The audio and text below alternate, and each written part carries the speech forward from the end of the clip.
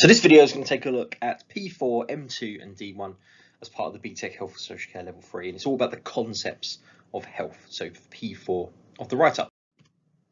So first thing you can think about, and I'm going to give you a few minutes to do this, is take a look at these 4 opening questions. So what would you consider to be healthy, or can you think of an individual you would consider to be healthy? Think about your own definitions. How would you define health, illness and disease? What factors might you take into effect when you want to decide whether to call a doctor if you think you're ill? What would make you ill enough to go and see a doctor? And how might these definitions vary between place, time, and between social groups such as class, gender, and ethnicity? So have a think about these questions. These are some of the themes we're going to touch on in this video. And obviously, one of the big things about defining health is it's not an easy thing to do. There's so many definitions and such a range of definitions. It's quite complicated.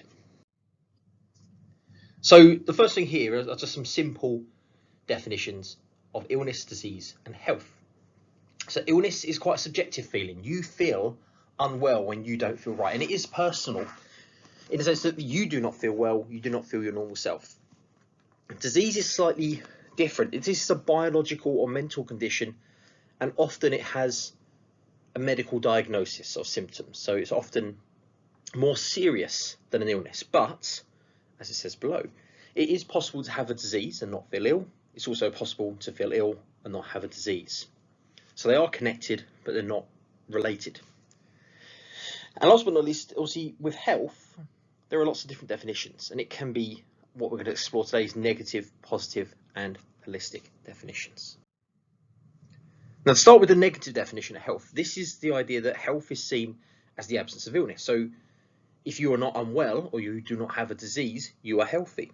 And this is quite influential in the biomedical view of medicine.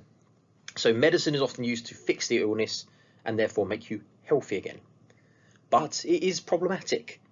So there is a bit of a contradiction between defining health as the opposite of being ill, and based on the image you can see on the screen, in a survey asking people about their current lifestyle and whether they felt it would shorten their life or, in this case, cause them to die early, big percentages of the population felt that they had an unhealthy lifestyle that would cause them to live less. Therefore, although these people on the negative definition may be healthy, their lifestyle doesn't fit healthy living. The positive definition is slightly different. This is the idea about looking at what people do and how they are taking steps to make themselves healthier, or how they're taking steps to impact on their health. So the World Health Organization defined health as a state of complete physical, mental and social well-being, and not merely the absence of infirmary. So as the negative definition said, health was the absence of illness, positive definition says, well, that doesn't make sense. You're healthy if you are physically, mentally and socially well, and you have social well-being.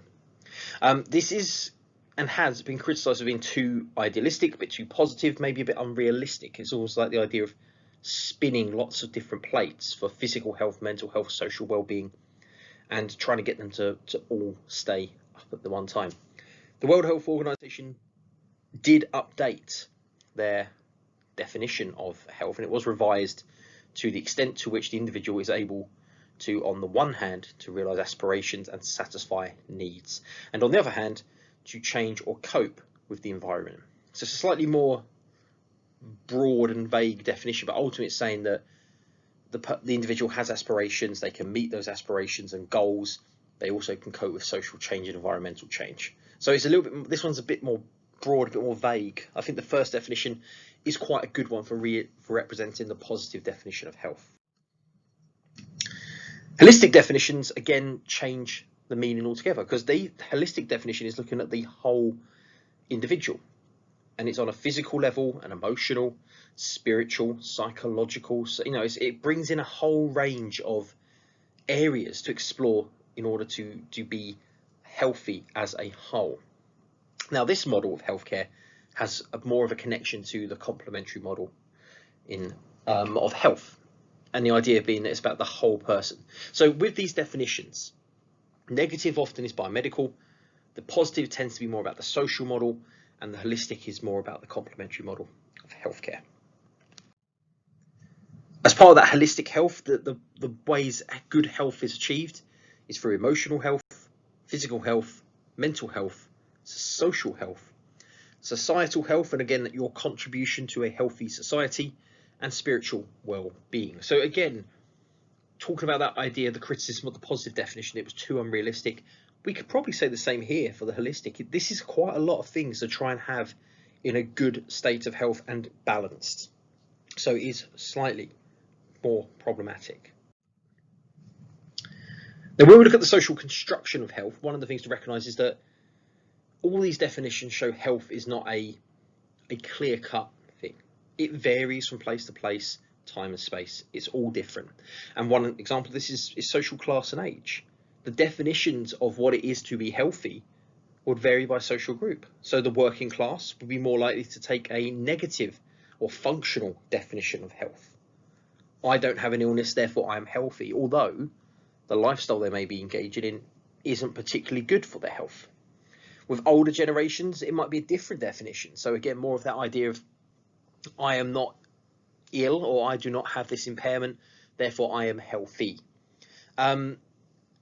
It could be linked to the positive definition about what they can do. So they are able to achieve certain goals in a set day. So this is one of the things that would vary, and health promotions tend to target groups to try and encourage them to seek healthy lifestyles for different reasons. So health is a relative concept. It varies between place, time, space, and particularly the group being studied. This is also the same when it comes to issues like mental illness and disability, that there is a lot of different definitions of illness, disability, impairment, and it is we have to treat it a little bit, I suppose, in some cases on a person by person basis. So, according to Mind, the mental health charity, in England, 1 in 6 people report having experienced a common mental health issue in any given week. And this can be anything from anxiety to depression, but what it suggests and what it shows is that there is quite a high number of mental health illnesses in the UK. Despite this, mental health is often treated quite negatively and differently to physical illnesses. So it's often facing a lot more discrimination, a lot more stigma.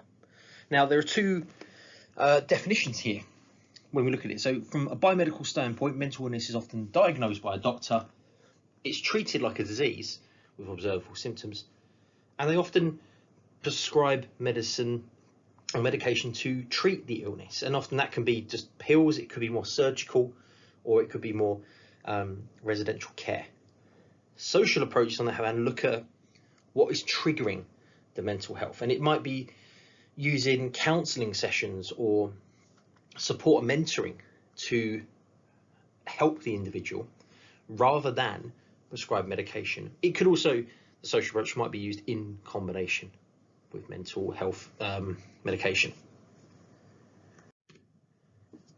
Now, when it comes to disability, the biomedical view views disability in a number of ways. So the biomedical often sees individuals who have impairments as having an illness, a disease, something which is stopping them from being, as it says here in quotes, normal.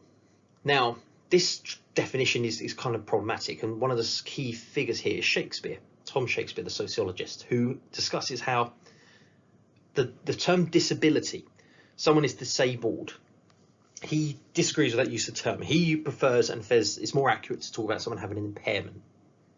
So loss of sight or hearing, a mobility issue, losing a limb or sort of an ability to use parts of the body. This is an impairment. Someone only becomes disabled when they are prevented from taking part in a normal or social activity. And therefore what he argues is that the biomedical view of seeing an impairment as something that can be fixed is unhelpful. And really what we're looking at is how we can help the individual to achieve a normal standard of life. So, and obviously this Tom Shakespeare on the screen there. So as that discussion point says, have a think, how do we try to support people with impairments in society? What support is provided to give a normal experience of society?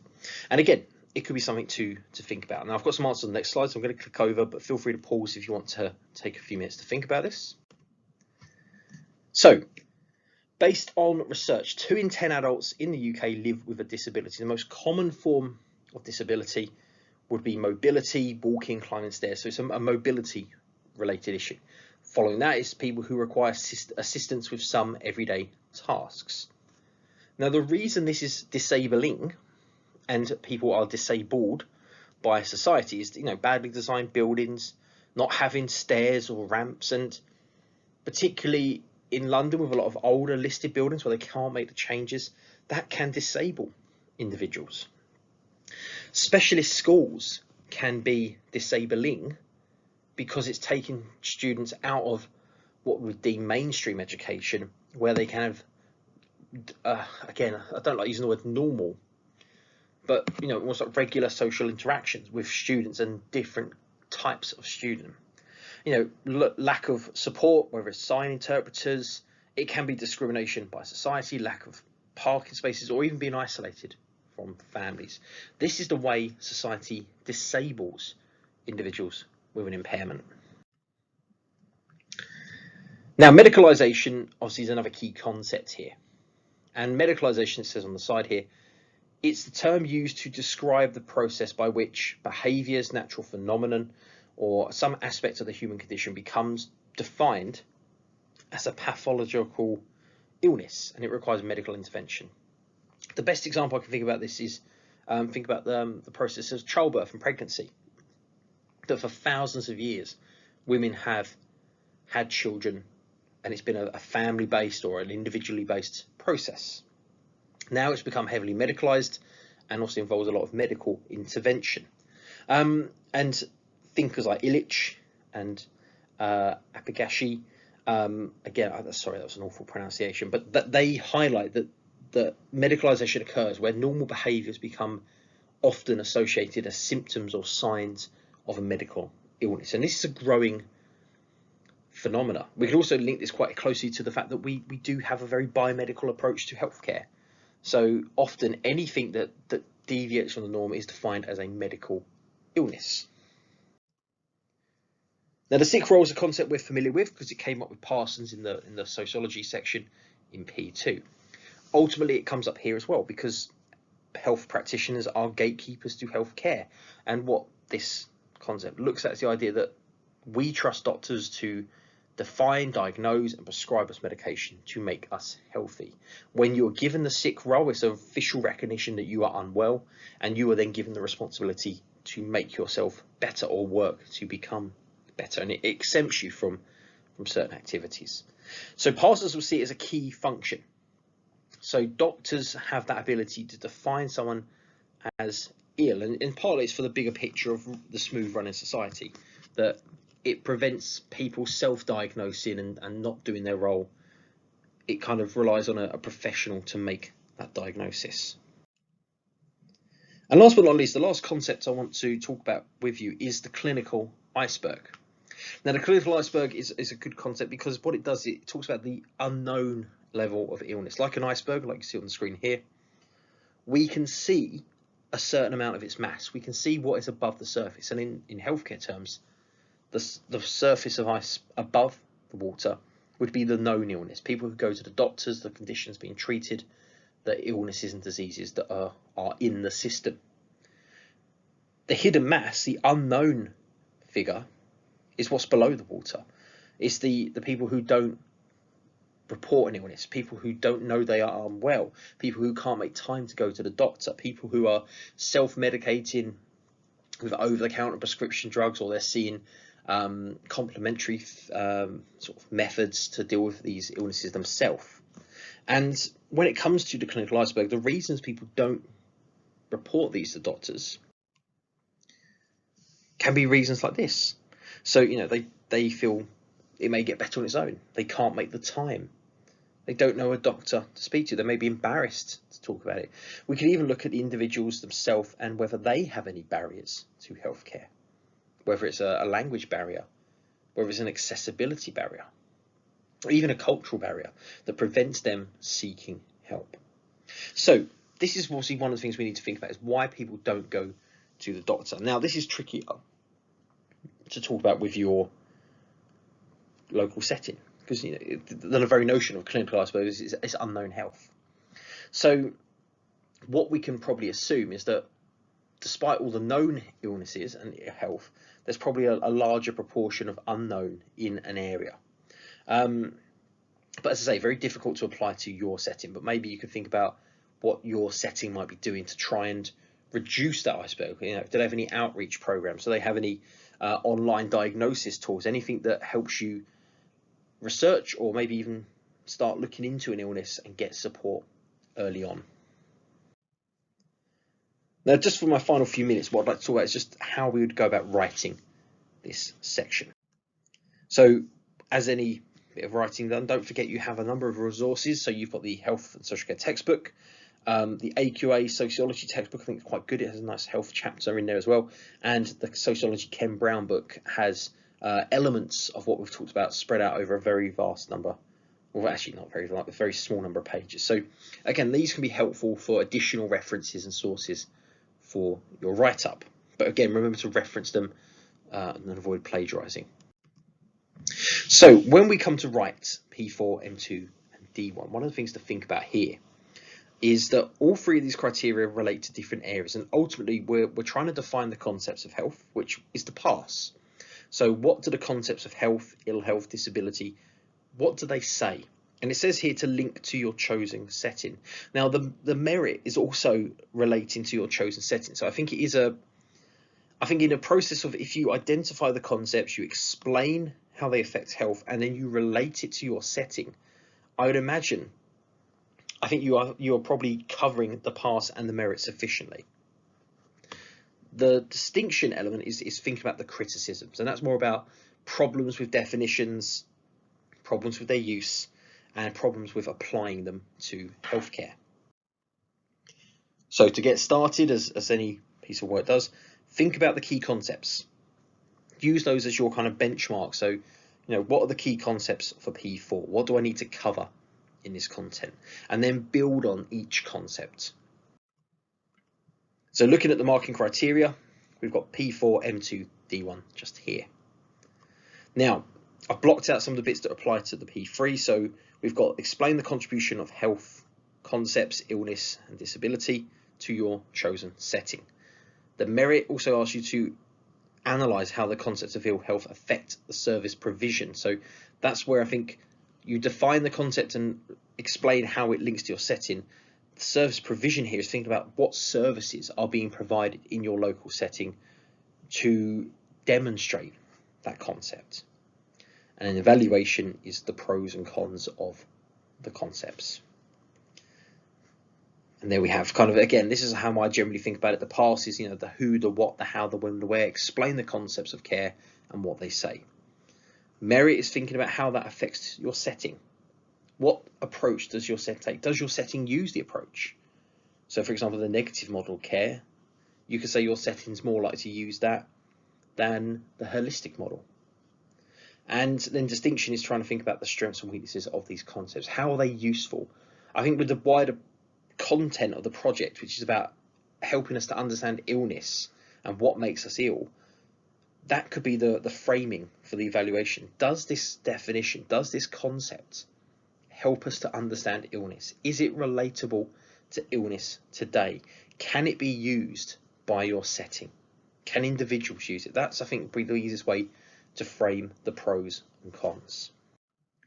And last but not least, just a kind of rough template guide, how I sort of potentially might lay it out. Introduce the concept, define it, explain it, discuss it, try and use evidence and articles from online to support that definition. Extend your discussion of that concept, link it to the setting. Are there any news articles that might relate? I think you'll probably find a lot for medicalisation, clinical icebergs, the definitions, disability. And then last but not least, what are the pros and cons? Is it helpful? And I think that's it. Can you find any evidence to show this is a useful approach to take when studying healthcare? And there we have it. So this is the P4 M2 D1 write-up. Just again, a little bit about the concepts. It is an extension of your P3, so it is still part of that section B material overall. But I hope this helps, and thanks for watching. Take care.